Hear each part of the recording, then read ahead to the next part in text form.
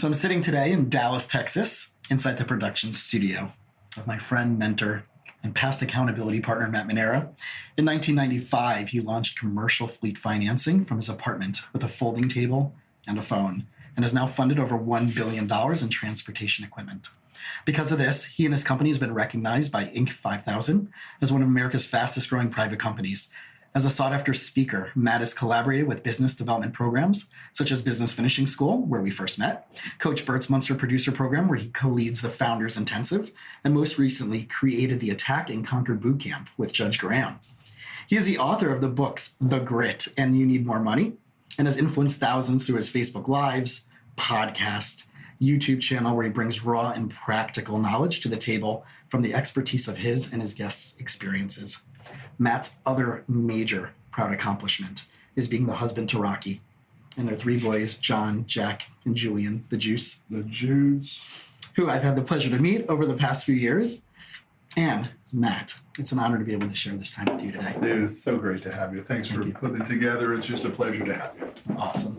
So outside of everything that you've shared on your podcasts and your Facebook Lives, which I'm going to make a strong referral for everybody out there to make sure they download before we even get started. Going from working, for yourself has a backstory. High school, college, what was that like? How did you know, A, where did you want to go to for school? What did you want to do at that point? And then the transition from college, working, and then coming here. Yeah, I mean, I guess everybody has their own interpretation of what was good or what was bad. There were a lot of things that were wonderful about my upbringing, and there were a lot of things that were terrible about it. But I was a very good high school football player. Was going to go on and play college football for sure. Got hurt my senior year with a pretty bad neck injury, and that was the end of it. And so I literally applied to one college. I was working in a restaurant through high school, and I applied to a cooking school, and that was the only school I got into, so that's where I went. My mother drove me up to the school and dropped me off, and I met some truly incredible friends, lifelong friends there. But my mother used to say, the place was called Johnson & Wales, and my mother used to say, Johnson & Wales was the perfect place for you. And I would agree with her until, really the last 3 or 4 or 5 years, where now I actually fight back and say, you're wrong, Mom. It was actually the wrong place for me. It didn't push me, didn't challenge me. It was just a place where, I could be average and be better than most of the other people there. And, that's really not the place you want. Yeah.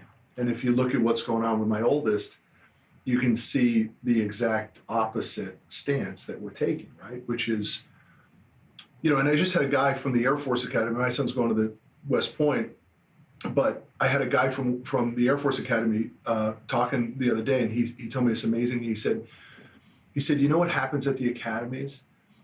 He says, you have a choice, and the choice is to be elite or the elite of the elite. I said, what do you mean? He said, everybody who goes to the academies is elite.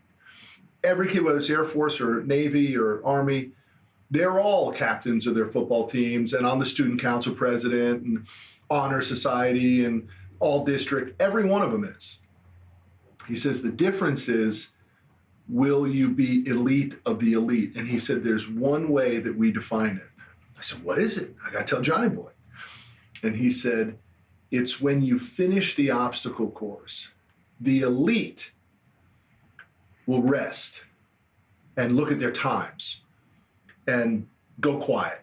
And he says, the elite of the elite go back into the obstacle course and help the other kids. He says, that's the difference between elite and the elite of the elite. And so maybe it's a long way of answering the question, but I always knew I had potential, man, but for most of my life, I just didn't even touch it. Yeah. And this is, I think, the main theme of what I'm trying to accomplish with the podcast, which is this idea of winning life, of reaching potential, finding purpose, and how I, as a therapist, can help people do that when my own background, my own backstory, a little bit of what you know is like that 1.8 GPA high school student, right? Which is crazy. And I was watching a Jesse Itzler and Mylett interview the other night. I don't know if you saw this one. And they were talking about their SATs. 1.8 is 1.8 GPA is pretty bad, right? So I put a lot of work into that one. But there was a lot of chaos in my life. My parents were going through divorce. I was a scholarship kid at this really awesome private school. But there was no internal belief in me, even though teachers would say, you have this capability, Sure. You're smart, you just apply yourself. I didn't know, I didn't care. I wasn't a bad kid. Did the other kids like you too? Yeah, I was social, very involved socially in school and this awesome youth. So on the outside, you know, everything was going good, but on the inside, you were just falling apart in a mess, wondering who am I and where am I going? Right, and then all the family stuff and the family trauma, and thank God everything has worked out years later. But not knowing what the heck I was going to do. And even though I had some really good influential people in my life, it wasn't like, where are you going? It's like, here's what you can do next. But it wasn't this big, long thing. And the people I was around they were about giving back. They were about like knowing what they wanted to do and giving back. But no one really had that roadmap the way that Who was one of those influentials that you're talking about? One of the people who I actually mentioned in my first podcast was one of my youth directors from my synagogue, Joel. And we're still very close today. And when things were really tough with my family, both emotionally and financially, he just created space for me to show up every day after school. Here, we need this to be done. Hey, we need this to be done. And we're going to give you credit towards events and conferences and retreats where everything that we went to, from a local thing in South Florida to a conference in Jacksonville, we're going to an international conference in Toronto. My senior year of high school was all covered. And no one really was looking out for me in that way, except for the people in my spiritual community, which had such a profound impact. And one of the youth directors from another synagogue, David Lindenbaum, one weekend we were sitting, it was the end of my senior year, he's like, all right, so what's the deal? Where are you going? Where are you going? And at that point, I think I was rejected from my first choice school, which was University of Central Florida. And at that time, it wasn't UCF that it is today with the sports and everything. It was like, if you don't get into UCF, you're doing something with my 1.8 GPA. And he's like, why don't you go to Israel and study in a yeshiva under like a pre-rabbinical type program? I didn't even think about it. Like, it was not even anywhere on my radar. And like, yeah, I'm into Judaism. I'm into my community. But I never thought about like actually going abroad and spending a year in Israel. And then I'm like, how am I going to pay for it? How am I going to do all these things? And then all of a sudden, this whole nother round of like people helping out to help give a little bit here, a little bit there. And all of a sudden, things were showing up for me. So off you went. So off I went, and I spent 2 years there. Oh, killer. Wow. And it was incredible with like the $3,000 I had in the bank, maybe bar mitzvah money, right? And started learning and experiencing like values. Not that I didn't have them in my family and my community, but just on a different level of people living a lifestyle that they were committed to based on values.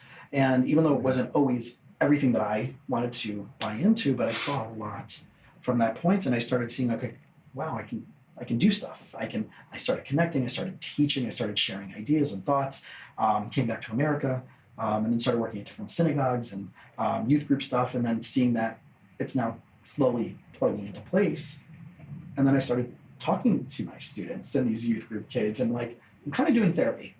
And then that was the next step after working at Princeton University, where I went to graduate school for all of that. So it was like, I'm doing therapy, I might as well get paid like a therapist instead of like a nonprofit. Well, person. I mean, can we all agree that what we learn in school has really very little bearing on what we're going to end up really doing in real life? Right. It's so irrelevant. Yeah.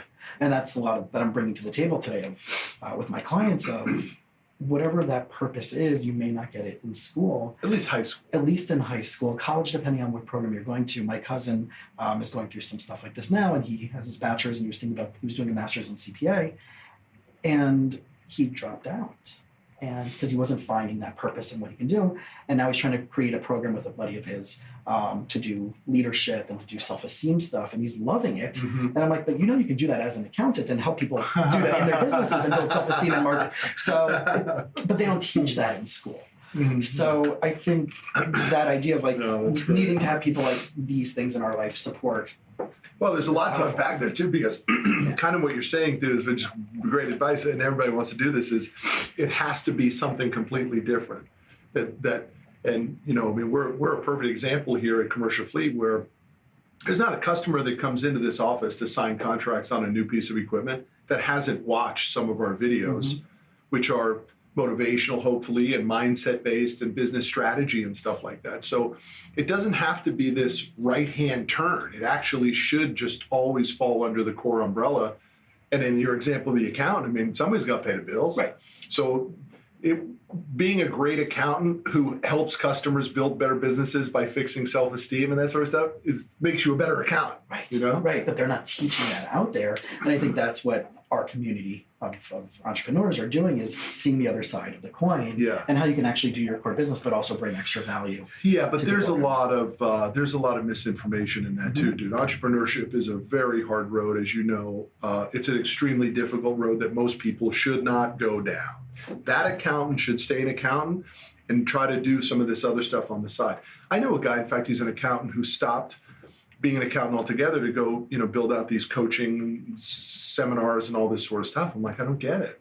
Well, why couldn't it be both?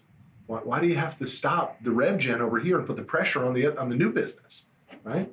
It's crazy. So how do people know if they should be that intrapreneur working in the business? And I know you're big on this idea, right? Being the intrapreneur versus knowing if you're an entrepreneur. So how would you define that? And how would you help people to really check themselves to know which one? Well, how good are you as an intrapreneur?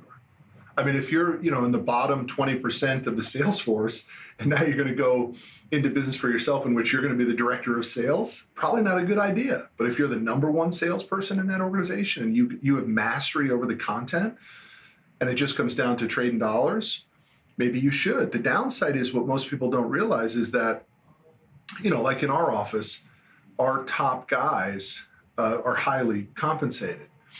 And I'll just take one guy as an example. He makes 50% commission. It's a massive commission in our industry. Well, that's a 50% profit margin for him. If he goes into business for himself, he'll be lucky to have a 20% profit margin.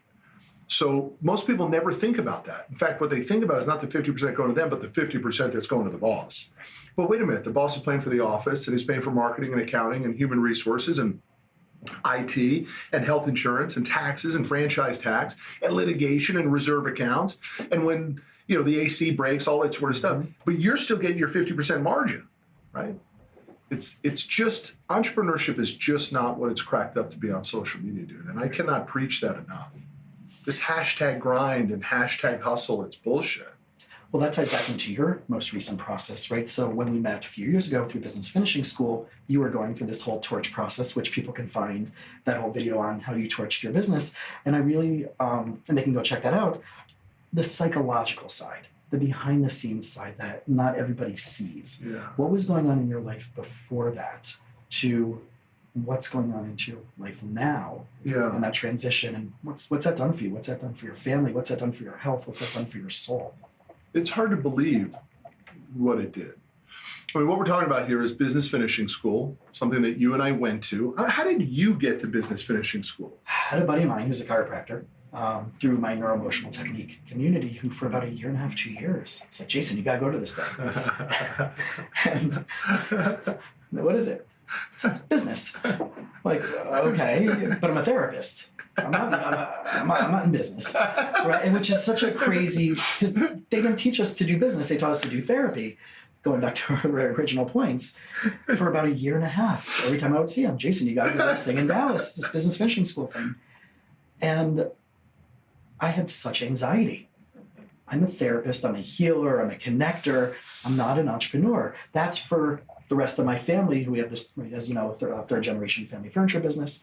And I chose not to go down that path. And so if I do that, then am I like that? Am I also like, then why am I doing that? Sure. Am I a sellout? Right. Am I a salesman? Because growing up in South Florida, it's kind of like being the scholarship kid, being the kid who grew up with my friends who were getting the Range Rovers at 16 years old. And I was the kid who wanted, not the kid who had. I saw that world as a very psychologically challenging world for me. Of you're not going to be a nice guy, you're not going to be a good person. And that's what I grew up in South Florida. Even though there are people out there that are good people and are charitable and live with core values, but there was something unconsciously that held me. So finally, he's like, I'm giving him. I guess he had the discount ticket, and I'm like, wow, this is $1,000 for the weekend. That's a lot of money for me, as a small business owner making whatever I was making at the time, and threw it down on the credit card. Oh, that's awesome. It was scary as hell. Sure. And I sit down next to you, and we start talking, and I'm still overwhelmed, freaking out. I'm like, taking notes on everything. My heart's pounding, loving all of this. I know, it was awesome. What I've been holding out on. 2 years, this guy's been, right? Where is this? Where does this content come from? Right. It was mind-blowing for me, too. I just never experienced anything like it. And I raised my hand, too. I said, I'll take it. I'm in, right? And we both signed up. Right. Put us in the accountability group. And you knew Rick longer at that point. Rick, similar to your friend, had been after me for years to come, just begging me, come to my business finishing school, come to my business finishing school. Nah, I'm good. He would say, dude, you're not good. I'd say, no, man, I'm fine. I love this, man. He said, dude, you're a mess. You're sweating through your shirt. Look at yourself. You're insane. And I was, but that was normal.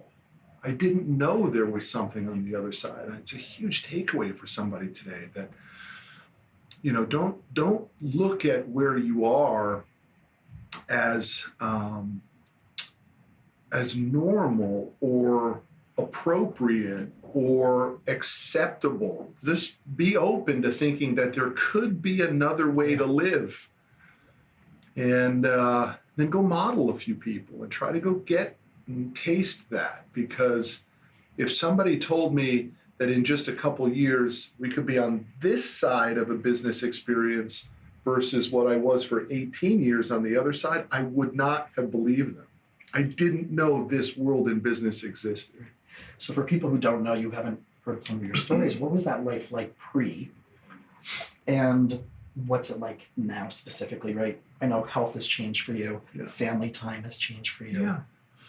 And the environment here has changed too. I mean, I started a company from nothing. In 1995, I was 25, started an equipment finance company, financing trucks, trailers, equipment, very blue collar customers, trucking, towing, construction, moving. Those are our primary industries that we work in. Started from nothing. And the first 10 years were terrible. As bad as you could imagine. Look, I tell you, I was just saying this the other day to somebody. We had a company picnic. And they were asking me, tell us a story of the early days. I said, all right, I'll tell you a story about the early days, because my COO recently said, stop telling stories about the early days. It doesn't impress anybody anymore. She says, you're better than that. It dates you. Mm-hmm. She's like, what I think you should do is talk about the present and the future only. Stop talking about the past. So by the way, you want people to hold you accountable like that, right? Anyway, I said, I'll tell you a story. I said, one day I came into the office, and we had an office in the hood, and I thought it was the Taj Mahal. I remember buying a house and walking through, not buying it, we ended up buying a house, but we were walking through with the realtor, and she said, you guys could really fix up this kitchen. You could put granite countertops here. And I remember saying, well, what are granite countertops? I didn't even know, I didn't even know, man. I mean, who was teaching? Who was showing you this other side? I didn't even know what she was talking about. Anyway, I told a story that I came into the office in the hood one day, and someone had literally driven a car through the front of the office. It was glass, like a retail strip mall. And literally papers were blowing in the wind, and they stole all the computers and everything. And I remember calling the landlord and saying, hey, buddy, you got to come out and fix this glass. And he said, hey, buddy, you better read your lease. We covered to the glass. You cover from the glass to the inside. So I had to come up with the money to fix the glass. And then I came up with this amazing idea. I said, you know what I'm going to do? I'm going to go to the hardware store, and I'm going to buy black electrical tape. And I'm going to run electrical tape down the glass and make it look like there's bars on the windows. So if a guy tries to ram his car through this office, he'll say, I better not do it because the windows got bars on it. It never even dawned on me that the new hire that might be interviewing would be like, wait a minute, this office got bars on it? Or that the employees would say, I work for a lunatic that just put tape on the window to make it look like bars. If that gives you any insight onto how desperate I was in trying to survive, I don't know another story that could tell it. I mean, nobody showing me, not one person came in and said, what the hell are you doing? Not even an enemy came in. And you were married for how long at that point? Well, Rocky and I got married in 99. So that was like 97, Okay. 98-ish. I don't even think Rocky and I were together in that office. It was pre that. Yeah, I started the company before I even knew Rocky. So I was 2 years into the business before Rocky and I even met, and 4 years into the business when we got married. But she dealt with, I mean, believe me, there was still plenty of tough times. But, you know, interestingly enough, I think a lot of those insane stories and mindset stuff make for really good content and relatability now in building a personal brand, and now moving also into the Attack and Conquer Bootcamp series. So, I mean, I think there's a lot of people that have never seen that level of darkness. And to get out of that, to be where you're at now, what's it feel like? Yeah, I mean, it feels like I should have done it sooner. That's what I've done. Seriously, I mean, it's not like I go back to, oh, those were the good old days and relish I'm it. gonna go back there. No, I mean, I'm pissed. I'm pissed that I didn't do it sooner. I'm also pissed that nobody jumped in to help me, and that's unfair too, because there may have been some people. Mm-hmm. But you know, when you're that desperate, buddy, you're not even seeing the teacher, right? What's that old saying? The teacher's always there, but is the student? Mm-hmm. Has to show up.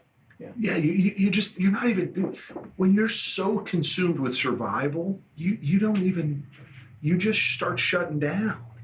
And you don't even realize it that you're shutting down. You're shutting down emotionally, you're shutting down with courage, you're shutting down with ambition.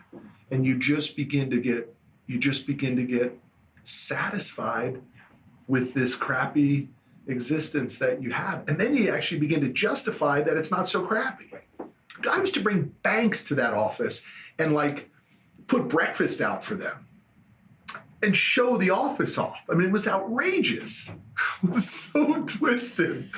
It's insane. I look back and only say, you know, I promise that no matter who I come in contact with, if I see that happening in their existence, I will be the person that challenges them to do more and to not be acceptance with that crap. What are some of the rebuttals that you're getting? So, because I know there's been people in my life who I'm not at the level where I would have that much of a massive influence when it comes to the business side, but the mindset side is what I'm perfecting. And I've invited people to come to programs like this.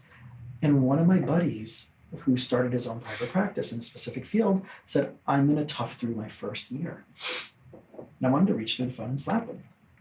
He's now out of business and working for someone else within 6 months. Yeah. And I'm like, okay, well, can you do this? Can you do this? Can you do this?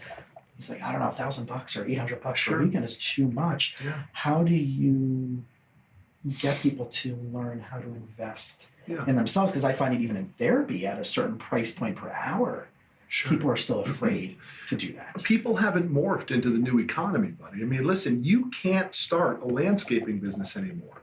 You're not going to go ahead and make hamburgers. You're not going to make coffee for $3 and compete with Starbucks. It's over. Most platforms that 20 years ago had a chance through grit and toughness and just stick-to-itiveness, they don't create the same opportunity.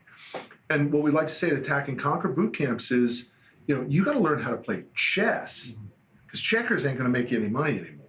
Checkers in most industries has expired. People think that all these, listen, they look at Slack, they look at Instagram, they look at all these amazing valuations that are being created on these relatively young companies, and they say, oh, that's like a Steve Jobs or, you know, a Bill Gates, that's an Apple or a Microsoft story. No, it's not.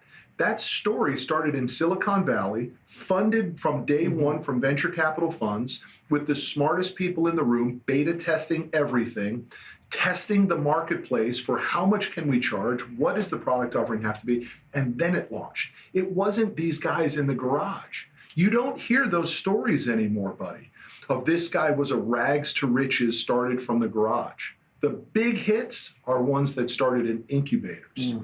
And so people need to understand that the platforms that we are in matter. The platform is the business that you're choosing to go into is vital. Because the minute you stop being a solopreneur and begin to hire that first person, your margins and the complexity of everything changes. So taking it back from that, and I'm sure we'll jump back into that topic, but I know one of the things of massive importance to you while you were building this business was being able to be with your family. Yeah. And being a husband, being a dad. And I know, one of the times in our conversations, you talked about this chip on your shoulder, right? And using that as motivation. So what are some of those challenges? What are some of those changes that you've seen in yourself, starting off as this guy before you met your wife, becoming a dad, creating another baby, this business, that has helped you overcome those things? What's helped you overcome? What's helped you achieve? What are the resources? What's the work that you've done to become the guy you've become today that we're getting to know? I had a friend of mine ask me a similar question not too long ago over dinner. I've watched him grow and succeed. And he was saying the same thing. He's like, I just don't have that same chip on my shoulder. And I'm like, well, because you're doing good now. I mean, that's why. And I think a lot of that does go away when you start to hit a certain level of achievement. That hate, for me, it was hate, absolute just hate towards a lot of things and a lot of people. I think age has something to do with it. And then I also think there is a validation, and that validation isn't just necessarily from money. It's also just from, your inside, which you and I were talking about earlier about, how do you connect to the soul? Your potential starts to feel good. It goes from the uphill climb to the top of the mountain to the next mountain. You just want more of it. And so you sort of starve out the doubt and you replace it with confidence again. At least I hope that's how it works for most people, and I think that's how it worked for me. I just don't have those self-esteem issues that I used to have. I sort of figured out. But by the way, I'm 50, and I think this year is when it fired on all cylinders. So, that's 50 years of a lot of head cheese. So what are some of the things you're actually doing differently? For sure, it's physical fitness. Okay. I had a trainer who talked about what he called integrity weight. It's until your body connects to the strength in your mind, you will be out of integrity and you'll be fighting against it the entire time. And isn't it true? You see someone who's grossly overweight and you just know that they can't feel good about themselves. And no matter how the brain wants to cloud it, the body doesn't do what the brain wants it to do. So fitness is one for sure. The ability to feed into other people, right? The ability to give the same opportunity that I created for myself to other people, incredibly powerful. To give management, like our management team runs this place now, right? And to watch them begin to thrive and challenge themselves and even watch them break under pressure at times and be able to remind them it's going to be okay without being the jerk like I used to be, which is, what are you complaining about? Did I not tell you that story? Right? They don't want to hear that sort of stuff. They want somebody to say it's going to be okay. They want somebody to say that the breaking point is just short term. And those are powerful moments, man. I like to refer to that as the magic of entrepreneurship, because entrepreneurship is incredibly powerful when it's done properly. It's unbelievably powerful when it's done right.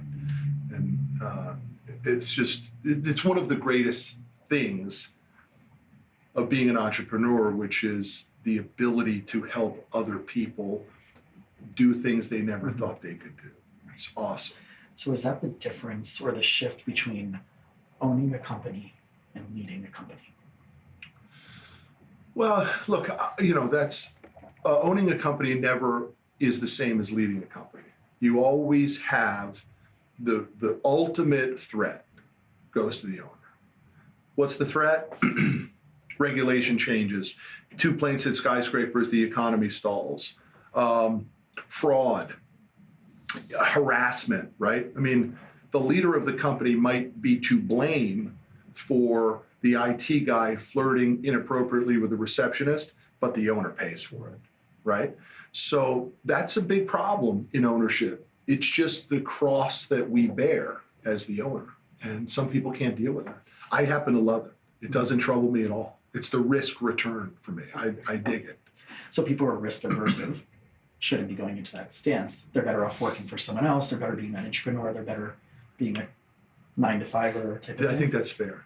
I do. I think if you don't like being in the deep end and kicking hard and relishing that, not being paralyzed by the fear to get to the side of the pool, but you actually can calm yourself down. And that the greatest get calm in the darkest moments. Despair of the abyss is, comfortable for the greats. So I want to shift a little bit to investing in yourself, right? You talked about working out, you've talked about spending more time with family, your role changing here in this company. I remember one of the stories that you told us, I think when you first started out, you would go to this used bookstore and you would pick up the audio cassettes, right? Yeah. So I did. I would go to Half Price Books here in Dallas, and then I would go to the clearance rack at Half Price Book, and I would buy, Brian Tracy's How to Sell Like a Master for 99 cents. Dude, for me, that was college courses, dude. That was all I wanted to learn. And, to get it for 99 cents was incredible. And then what I learned is if the program was multiple cassettes, nobody ever, and I bought hundreds of them, no one ever went past the first cassette. Most of them were halfway done. And those were just incredibly, for a competitive person, you know what I'm talking about. Yeah. Those were like, oh man, I'm gonna beat the guy who owned this one just by listening to the second one. And then I would get consumed by, dude, there were multiple times where I was saying this to somebody not too long ago where like I would be in a frenzy to find my tape for the day. What am I going to listen to this morning on the way in and the way out? And I would sit in the car, dude. I would listen to them over and over and over and over, like freakish. Is it crazy to now realize you're the guy that people are now freakishly listening to? And I know I've told you a few stories about some of my clients that I've turned on to your stuff, and one of them you gave a really awesome shout out for their wedding 6 months ago. Yeah, that was great. And one of my other clients has really just been like obsessed with doing this because he works in a really awesome company. He's been trying to take leadership roles, everything that you talk about in your book, and then creating value and then asking for more. What's it like to go from that point to now being the person who's leading workshops, who's leading seminars, who has this really incredible book and this really incredible platform? Has that ever kicked like the realization of that you were the guy in the car going to buy the 99-cent books and now you're the guy creating all this? No, stuff? It doesn't. I don't even look at it that way. Yeah. I mean, yeah. But, we have a mutual friend in Hank Norman, and, Hank Norman says the hardest part for the expert is to realize that you can unpack your expertise, right? And he actually goes a step further and now pushes people out of purpose that you have to. Yeah. It's not good to just be the expert. You got to tell me how. You got to share it. So it's pretty cool in that regard, but it's always bizarre when you see somebody and, you think they're being weird and standoffish and you can't quite figure, you're like, what, is this kind of like me or something like that? And the only reason is you realize they're huge fans of your book and your podcast and they don't know how to approach you. I mean, it's just a bizarre thing. And that certainly doesn't happen often, but when it does, it's bizarre, but it's cool at the same time. But my life was never meant for that, dude. My life was to provide for my family and to reach a version of my potential, which I still think I haven't even come close to. Mm. So that takes us to this lifestyle by design, which both I know you're a big proponent of that, and I share that a lot with my clients. So what does it specifically mean to you, and how can everybody who's listening out there apply that to their life? Yeah, I mean, people should start with the end in mind. And what is it? How do you want it to finish? What's it supposed to look like? Where does it finish on the beach or does it finish in the mountains? Right? Where does it finish on Friday and Saturday nights? And with who does it finish with? And how do you get there? And when you get there, is it steak?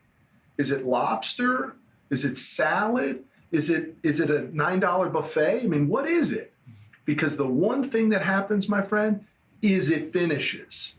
And why can't you reverse engineer that? Why can't you live backwards to figure out how it finishes? The one variable we don't know is whether we have time to get there, right? But to me, the way you build out your lifestyle design is by designing it from the end backwards. If you remember at Business Finishing School, it was that video we did. What if you could relive? What if you could see your life the way it ends, right?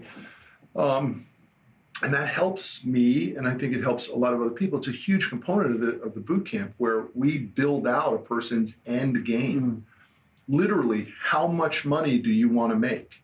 And then we go and we put them through the exercise of, and we just did this in our September event. Guy says, I want to make $1 million a year. Awesome. What's your profit margin? 20%. Super. Let me go ahead and do it. It was $6.3 million. We're going to take 37% of taxes out. You're going to be left with that leaves you with $1 million. Now let's go further to get to the million. What's your average sale? $3,000. Great. Now we're going to figure out how many of those sales we have to make. Then we're going to go a step further. We're going to figure out what's your close rate.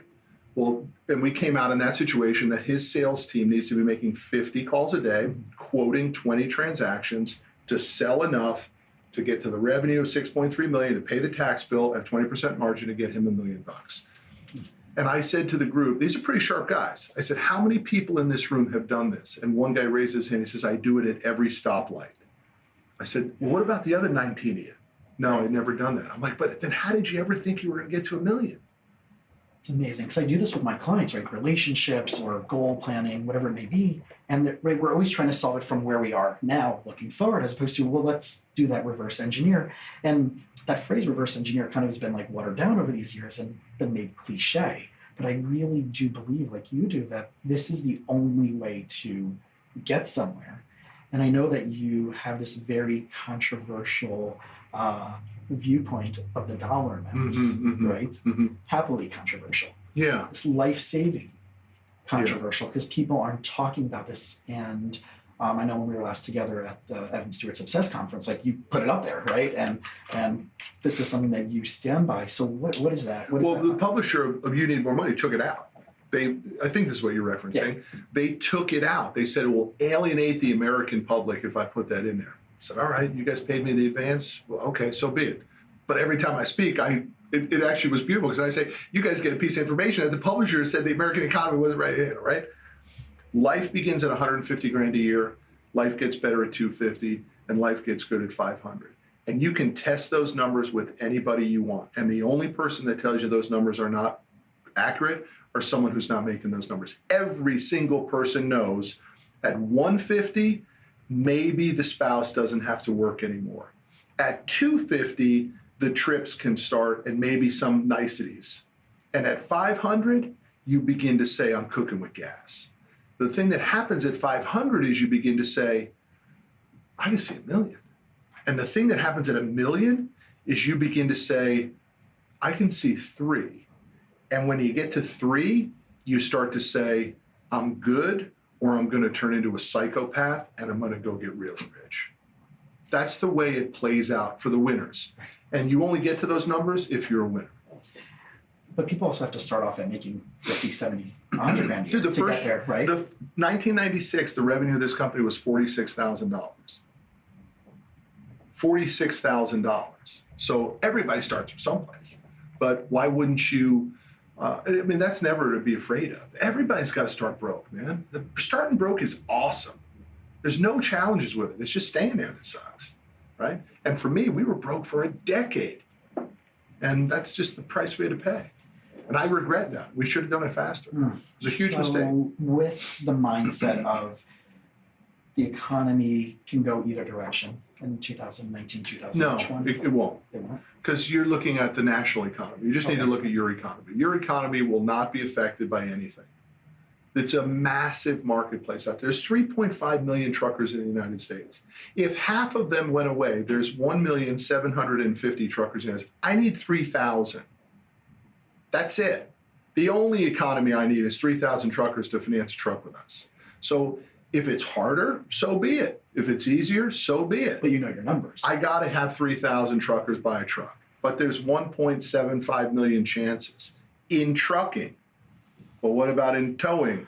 And what about in moving? And what about in construction? Oh, forget those 4. They all went out of it. Okay, we'll go after landscaping companies, or we'll go after plumbers, or we'll go after electricians. You got to find a way to win, man. So where does the accumulation mode idea come in with all this? Well, then what do? I mean, you got to stack and rack the cash because without accumulating cash, most entrepreneurs finish broke. Most small businesses, my friend, finish the way they were started. It's what we were talking about earlier, that no man's land.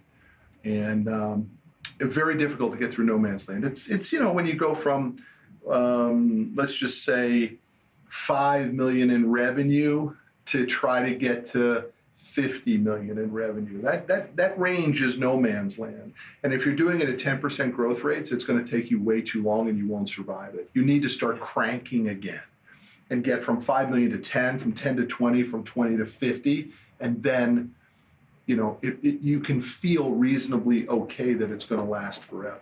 I mean, would you say that your family feels as though the furniture business still has a chance to go out of business or not? I think they're seeing, with what they're putting into play, exponential growth. Yeah. And the reputation that they have is really, really sound and really high quality.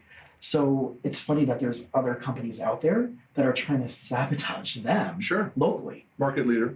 As the market leader, as people who, because they're not being able to get the relationship that they're going to get with my family, that they're going to get in some regular company.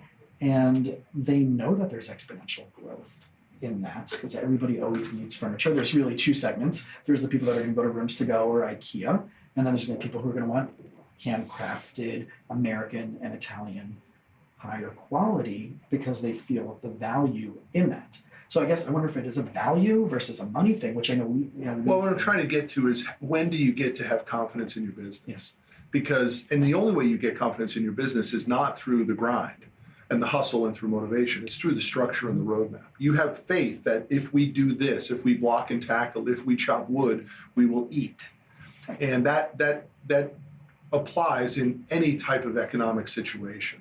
Most people get caught up in the excuses of this could happen or that could happen. Listen, we're going from 5,000 square feet to 13,000 square feet in what we know will be a slowing economy. There's no question, and we're in it right now. So what? It's a huge world out there. Let's go get it. Let's go play our game. Let's go fight our fight. So what about the other companies out there? Someone who's starting their business, they got to a certain level, they're putting things into place, and it's just not growing. Yeah. At what point do you know, or how would they know, what would they need to do to double down versus saying, I got to take my losses and try a different vertical? Yeah, it's the ultimate question, right? I mean, it goes back to this platform piece. How do I know that it's worth my time and my effort to double down? Because sooner or later, you get massive pressure at home where he or she starts telling you, listen, I had the pain. Where's the gain you promised me, baby? You told me it was going to be worth it, right? Well, I ain't seeing it. And I'm not seeing it year after year after year. It's terribly, terribly debilitating. But you have to know that someone in the platform that you're in is killing it. And you must model that person. So if you can't pick someone in the therapy business who's just kicking butt and taking names, and you can get to them to figure out what their process is, that's a big problem. If you're in a business that's a dying business, I always use the printing business. I mean, really, when was the last time you print? Who prints anything anymore? Right? I mean, we printed this paper, but I'm talking custom stuff. I mean, and they're only going to one or two places. Why would I go to the guy on the corner if the guy on the corner wasn't as good as Instaprints? So what's the challenge for that guy on the corner? It's terribly challenging for him. He has to reinvent. He's got to figure it out. He's got to model Instaprints. But wait a minute, I don't have the money. I can't reinvest. I can't be an Instaprints. Then you have to figure out what is Instaprints not doing great that you could start to do great. But if you can't figure that formula out, dude, you got to close up shop. Because otherwise you're breathing in fumes for another 20 years if you're lucky. So before we were talking about that same process when it comes to relationships, right? How does someone know that they're in an abusive relationship? How do they know, if this is what they're used to, this is what they're trained to be, how do they get out of that? Dude, you model. You go, I want to be married forever. Great. Then we should be talking to people who've been married 70 and a half years. By the way, Rocky and I have that in our world. Her grandparents were married 70 and a half years. Unbelievable marriage. Not a lot of money, very simple lifestyle, tickled pink-dyed 3 months within each other. Still, by the way, knocking boots in the nursing home. I mean, model the great ones. But what do, dude? We model someone slightly better than us. Or worse, we model someone slightly below us because it makes us feel better. We don't model the badasses. So with technology, especially today, there's no more excuses to not find a Nothing resource. can never replace the face-to-face, Right. dude. We can all listen to that person on social, but you just don't really know what's going on, dude. You need to have somebody tangible in your life. You need to have an Uncle Bob that you can go out to lunch with and sit down and talk about truthfully. But what do we do as entrepreneurs? We're terrified to tell the guy the truth. Mhm. We have to tell him, no, it's going great. Really? I thought last week you told me it sucked. Yeah, it was shitty last week, but it's amazing this week. No, it doesn't work like that, right? So got to go find people to model. Got to make sure the platform is a real platform that has longevity, has need, has uniqueness, has sustainability, has growth. And there's plenty of them out there, but there's plenty of them that aren't. And people are going into business thinking that just because we hang the shingle, we're going to get rich. And it doesn't work like that, dude. It's chess, not checkers. So how do you apply this as a dad? Because since I've met you, right, your kids have come to BFS. I know that there's a ton of things that you're doing at a deep level to show up and be there for them. What is your philosophy as a father? Look, I think a lot of the success we're having with our children is connected to my wife, which some of that is connected to me because she doesn't have to work, so she can pour into the children. She has a lot to do with the success of the kids. But the one thing Rocky and I both agree on is we have high expectations for our children. And I think when a lot of people hear that, they think like, oh, you're putting tremendous pressure on your kids. Listen, I'm not putting pressure on my kids to have great grades or great SAT scores, or even get into great colleges. I'm just having pressure of expectations that they can achieve great things through the belief system we have in our children. We tell them constantly, you can do anything. I tell my boys, particularly my middle son, Jack, because I think he has a natural ability, I say, I want you to go find that kid who's on the outside of the circle today, and I want you to bring him in. That is your power, Jack. Go find that kid. And every day he comes home and says, man, Dad, there was this kid and he was kind of at the end of the table. I told him, you're with me. Come on over here with me. Man, what, you think that skill set doesn't play out? That doesn't produce a winner? Who gives a shit about your SAT course? When you can do that to that kid, dude, that's I think, some of the stuff that we're producing within our children is the ability to be that confident to help the other person, you know. And I think that matters so much to me because I have so many memories of somebody not doing that for me when I was a kid, you know. Wasn't my old man, wasn't a coach. Hell, I remember wanting to go to this football game, this high school football game in the playoffs. And I remember asking my old man, he said no. I didn't have a friend whose dad was going. I called my uncle. And I asked my uncle, hey man, would you take me to that game? My uncle said, yeah, I'll take you to that game. And I sat on that porch. He never showed up. Never came to get me. The last person on the planet I could think about, maybe you take me to the thing. And he still let me down. So the thing that the Rocker and I do with our children is we force them to see that and to have the power to bring that kid into the fold. So you ask, you know, where does our strength in parents and why are we raising good kids? I think it's expectations, and it's not expectations for what most people think. I expect you to be superhuman as a person. That's what I expect of my boys. So this whole idea of core values, not just on the business level, right? We brought that into your company through the torch process, through business finishing school, but in your life as a man, as a dad, as a husband. Yeah. I'm so over and over repetitive of core values with my clients that I had a couple that came in recently, a young couple, and there's some major issues. And I said, I can't help you until I know your core values. Yeah. And I sent them home with a worksheet. Oh, that's tough. Right? And because it was a core value problem, it wasn't, and why they weren't connecting, why the things happened in their relationship that happened is because they probably were they're so young. No one sat down with them and did this stuff with them. They're 25, 26 years old. And I didn't even get into the issues of why they came. I saw them for 3 sessions. Session 1, between session 1 and session 2, I said, I want you guys to each write your core values. Come back with that, personal. Between session 2 and session 3, I said, I want you guys to write your relationship core values and come back with that. Yeah. And that was it. It's deep work. It's simplistic. But it's deep work. You remember going through it. Yeah. I do too. I mean, that was one of the first questions Sapio asked me over lunch that first time when I first met him all those years ago. What's your core values? I didn't even think I was talking about. You know, it's deep work. To get those core values right, man, it's deep work. I mean, we have our 4 core values at the office. I have my 3 core values in my life and at home.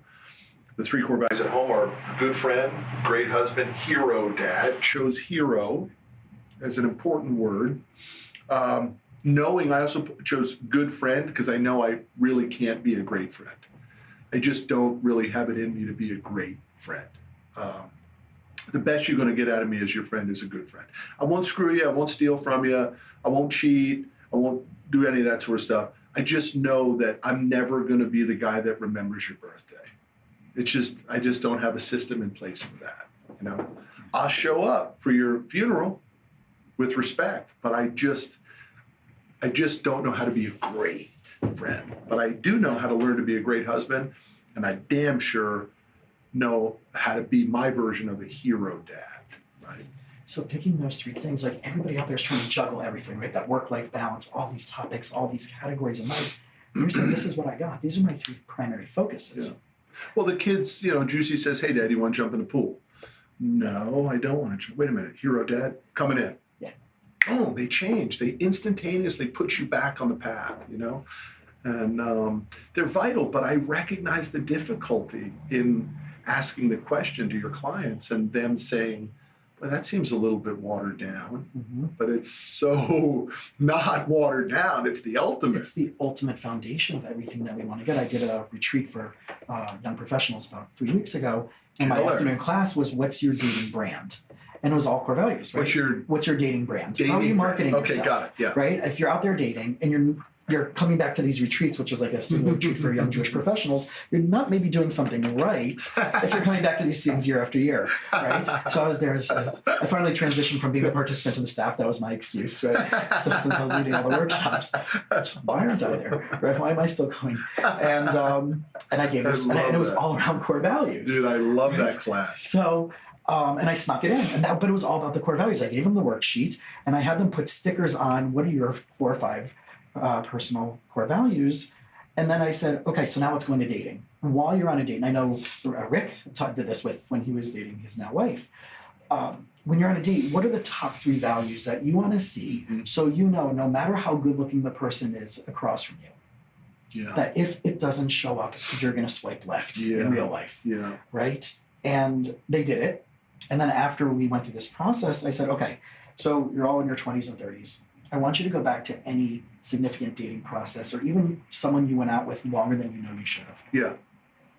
And I want to know, if you were to go back through these core values through that lens, how many of those people would you date again? Sure. One girl raised her hand, and of all the 35, 40 people that were in the workshop, and one girl said, I would only go out and date one person again. No one else raised their hand about going back and dating the people that they spent that time with. So can you imagine like the days, weeks, months, and probably years that they've wasted? For sure. Yeah, and that, you're talking personal. What if you went, we just we're talking entrepreneurship. Just think about that. Core values fixes 90% of the problems in an entrepreneur's business. The hiring problems go away, the firing problems go away, the management goes away, the expectations, the goal setting, the missing of goals, the conversation connected to the missing of the goals, all of it goes away when the core values are in place, because then you just take the person over and you just say, hey, we missed core value number 2 here. What are we going to do about it? Hey, we missed it again. What should we do about it? There's no question of whether or not you're the good boss or the bad boss. You're just managing to the core values. There's no variable. It's just, this is who we are. So it's okay if it's not you, but this is us. It's so transformational. So did you think it allows people to step out of their own self-limitations, self-beliefs, and then, because the core values, one of the ways I kind of describe it is that if you are reaching your ultimate potential, that version on your tombstone, that what do you want people showing up and consistently saying about you? Yeah. And they're like, well, but what happens if I'm not there yet? What happens if I'm not living those core values now? Should I put it, what my core values are now? And I throw back at them, no, what is it that you know that you're going to be living your purpose, your potential? The things that you want to show up in your life that haven't showed up in your life will. Yeah, I mean, I think you're looking at it at a deep level like I am. I mean, something happened at that business finishing school where, we took it to a deep level. By the way, what's amazing about business finishing school, there's 100 and something people twice a year who felt the same way about it, right? The challenge is how does it grow, which is a business model problem. But the principles have changed hundreds and hundreds and hundreds of people's lives and went in one ear and out the other of thousands of people's lives. Not everybody's going to get this core value thing, but the ones that get it get relentless about it. Would you say that that's the most fundamental piece of this whole process? I do. I think the entrepreneurial journey starts with what you'll tolerate and what you will not tolerate written down and put on the wall. Because, what we end up doing in business is we tolerate for rev, right? I know the guy's wearing shorts and I told him that, the dress for success today, right? But I need his revenue, so I better not say anything. God forbid he quits, right? Core values fixes that, So if people created a core values driven life versus or in their career, right, versus a dollar amount driven life, what do you think would change first? Everybody be happier. I mean, just know what you'll tolerate and what you won't tolerate, and trust the universe that it will reward you for that discipline and that courage, right? I mean, it's just, that's just the way it is. And by the way, there's variables of that, right? Like I'm listening to a lot of Jordan Belfort lately after the Belfort Cardone thing. It sort of put him on my radar screen. And the one thing I know about Jordan Belfort is he's brilliant.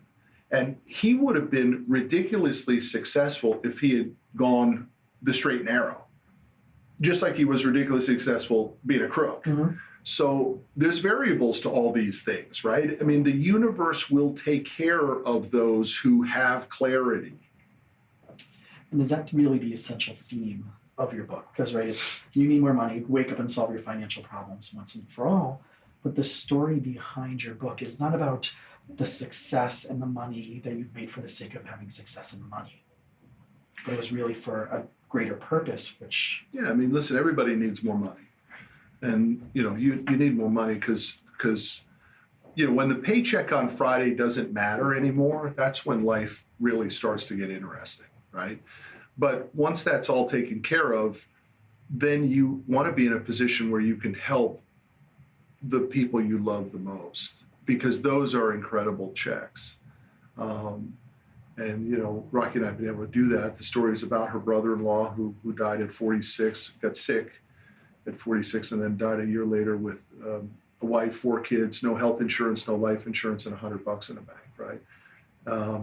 Those are great checks, dude. Those aren't just checks for him and his wife and his children, but those are great checks to write for the rocker, too, and for the rocker's mom, Gigi, to know that, all of them no longer have to worry about one element of this attempted recovery to get better. You know what I mean? It's fucking powerful. Yeah. It's just money solves problems, period, end of story. Anyone who doesn't have money as a major factor of happiness doesn't get it. It is part of the game of life.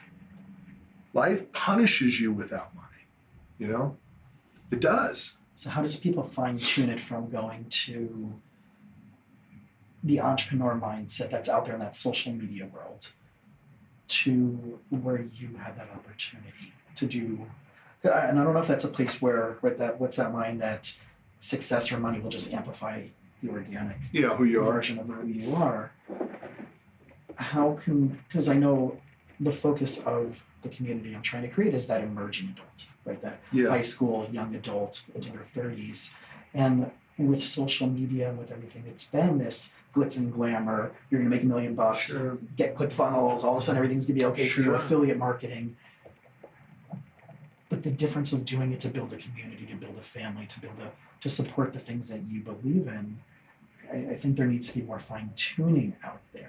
I think a vision of yourself is important before you're that person, right? I mean, the fat person's got to see themselves skinnier. The crappy dressed person has to see them in nicer clothes, right? You do have to visualize what you are capable of being. And that's very hard for a lot of people. It's very hard. And so I think the beautiful part is to surround yourself with somebody who can actually feed you like that. On my weight loss thing, I had a trainer. This guy fed into me who I could look like every morning at 6 o'clock in the morning.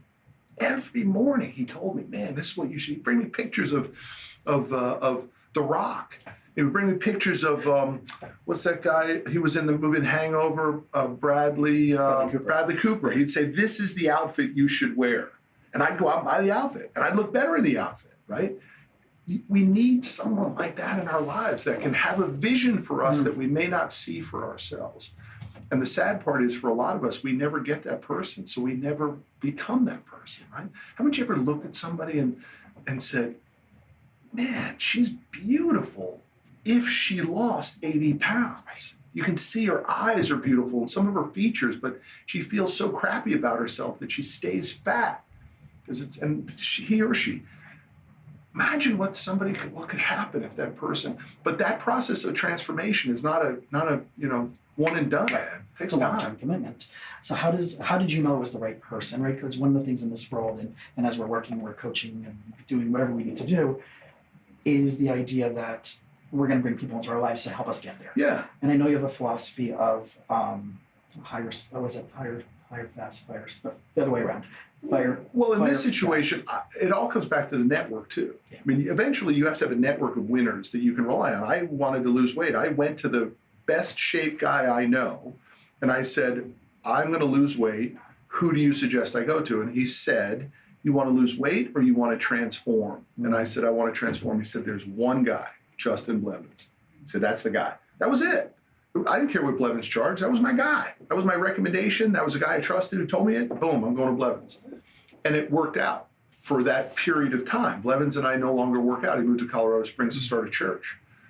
But yeah, he lives up in the mountains and he's doing this thing. He's awesome. But my new guy is totally different, right? Totally different. My new guy's a bodybuilder, hardcore workouts. And he tells me, I said, we're coming up on a year, man, of losing weight. And so it's like, dude, you should get started. I'm like, no, dude, it's been a year. He's like, dude, you need to give it 3 years before you see anything, right? Dude, those bodybuilder guys are hardcore. Like, he calls it being flawless. Were you flawless yesterday? How much water you take? I took in, 120 ounces. He's like, dude, flawless is 2 gallons of water a day, right? How was the eating? And, I got it a little, it's like, are we going to get flawless? Or we're not. See, I like people like that in my world, dude. What's the rhythms and rituals? But I want toughness. I respond to toughness, which is an appreciation of what a dick my old man was. I actually can now look upon his methods with grace because I've turned them into a positive, not a negative. I want to be around difficulty. It helps me. But you can't expect that. Like, I say to The Rock, tell me if I look fat going out of the office. She's like, never tell me I look fat going, right? So it's your own thing, So to wrap it all up, this is my on one foot question. If you only had 2 minutes to share your life's wisdom with someone you met on the street, and you knew you would never speak to them again, what would you share? I would tell them that I used to have it wrong. I used to say zebras can't change their stripes, but they can't. I am truly living proof that you can become someone different than who you thought was good. So you can change, man. You can freaking transform. You can go from being broke to not broke. You can go from being fat to not being fat. You can go from being an asshole to not being an asshole. You can go from being a drunk to not being a drunk. Go from being a drug addict to not being a drug addict, dude. You can go from shit to great. You can. And I would just remind everybody that should be a primary focus, man. Be the best freaking version of yourself. Don't go easy on yourself, man. There's too much at stake, dude. It's not the same world, buddy. It's just not. Everything is more complicated now. Parenting. Listen, 20 years ago, we were told to eat low fat. Now we're being told to eat bacon. What's right? I don't know what's right. How do we know? Right? I don't know. Are we supposed to buy certain real estate, or is that changing? Is Bitcoin legit, or is Bitcoin a joke? I don't know. Everything is more complicated. So how do you weather the complexity? By figuring out who the freak you are. What the hell do you stand for? What will you tolerate? What will you not tolerate? That's the ultimate question everybody should be asking. I refuse to be around that type of person, or that type of conversation, or that type of facility, or that type of environment, or that type of neighborhood. All of those things matter, man. I remember I had to do that with somebody. I was good friends with them, and their reputation kept popping up. And I always had this idea of, if they're saying this about him, and Jason's good friends with him, what are they saying about me? Even though they knew kind of where I stood, but it's guilt by association. And I grew up never, and I still am working on this, of never wanting to hurt someone else's feelings on my behalf. And throughout the years, looking back of people I've worked with, people I've had to hire, whether I was working for the youth group in a nonprofit, that I would always take the brunt of them messing up, doing something wrong, not being a good example, versus wanting to hurt them. And I think once I started learning that toleration tendency around how am I hurting myself, about the fear of not being liked because of saying no, this doesn't work, this is not the values that I think that was the biggest shift for me about that. But there's a lot of power in believing in somebody when they're down too, man. You know, and that's the magic of trying to figure out the game of, should I be pouring into this person? Do they really have an upside? Do they have potential? And might I be the person that could pull it out of them? There's real power in that, you know. But you know, as a therapist and as people who are, you know, counselors and things like that, I mean, it's a low percentage. You know, the key is to not get hardened. I know a guy who mentors college athletes, D1 college athletes who fall into drugs and all that sort of stuff. He's freaking hard as nails, man. I mean, he expects you to fail. And I don't know that that's the right way to go either, you know? So what projects are next for you? How can our listeners get involved, and how can they find you? I mean, get the book. You Need More Money on Amazon. I am writing a new book called The Torch, How to Torch What You Like to Get What You Love, which I hope Penguin will pick that up like they did You Need More Money. The big focus is continuing to keep the machine at commercial fleet, spitting out tokens. But, you know, I pretty much delegated a lot of that, almost all of it, to the executive management team, who I trust completely. And then it's now ramping up this burntheships.com, which will be a course which feeds to boot camps. And then we'll be launching that Tribal Rocket software company in probably another 6 months. But that Tribal Rocket is going to fix a big problem, which is how do you insert and execute on real company culture within an organization for change. And the way we will build that software is only based on revenue enhancement, profit enhancement, or expense reduction. That's the only way. By the way, culture, for the sake of culture, to play ping pong and all this stuff, that doesn't work in real businesses. They have to drive culture is based on winning, and winning in business is revenue growth, profit growth, or expense reduction. That's it. It's not about, you know, Bob's not a bad person. That's not winning in business, right? It's losing in business. So bringing in the Nespresso machines and the ping pong table, that's not it. That's not the end game. We will have that in our new office. We will have ping pong table and all that. So we actually bought a half of a big rig, and we'll be inserting it in the wall. It will be coming out of the wall when you walk into the new office. It'll be sick. But all those things matter. But all of it is the enhancement to drive revenue, drive profit, or reduce expenses. Any business venture for anything other than that is not business. And is that the goal for the Attack and Conquer? You know, if you come to the Attack and Conquer, we lay out all of our core values and our mission statement and all of our objectives and our KPIs. You know, we expect to grow at 100% a year in Attack and Conquer boot camps and operate at a 70% profit margin. We tell the attendees there. Our company will operate at a 70% profit margin, and in order for us to get that, we will reduce expenses, or we will increase the cost to attend the boot camp to obtain a 70% margin. I'm not interested in having another business that operates at a 20% margin. So what can people expect, if they did want to go to that? Well, you need to have $1 million in sales. That's the first criteria, right? That's filter. We want to make sure we're surrounding ourselves with hashtag like-minded, because a lot of the concepts we teach you don't experience if you're not producing multi-millions in revenue. But we will literally build out your 12-month roadmap. We will remove the noise and the chaos, and we will get you and your team totally aligned on the 5 things that you need to do in the next 12 months to grow revenue based on the end game that we create. So it's about 15 pillar concepts that are taught over a day and a half, and it's drinking from the fire hose every minute of every day. But Thursday night's a blast. Bring in cigars, open bar, Texas barbecue. It's always done in Dallas, Texas. Burntheships.com is where people can go learn about it. It's an incredible event. Sick event. Unbelievable event. I don't think there's anything that exists anywhere like the Attack and Conquer Bootcamp. And by the way, 100% money back guarantee. That's how confident we are. If for any reason you didn't think the value was greater than the cost to attend, we will write you a check on the second day. You leave with your money back. And that money back guarantee is also backed up by someone else. Yeah, Cardone endorsed it. You can see it on burntheships.com. It's pretty cool. We won't take Uncle G up on that, but we'll certainly stroke you a check. We've never had anybody ask for their money back, and nobody ever will. We made the wrong choice if you ask for your money back. So thank you. Thank you you for this time. Thank you for being an example to me, to my community, to people that know you through me. One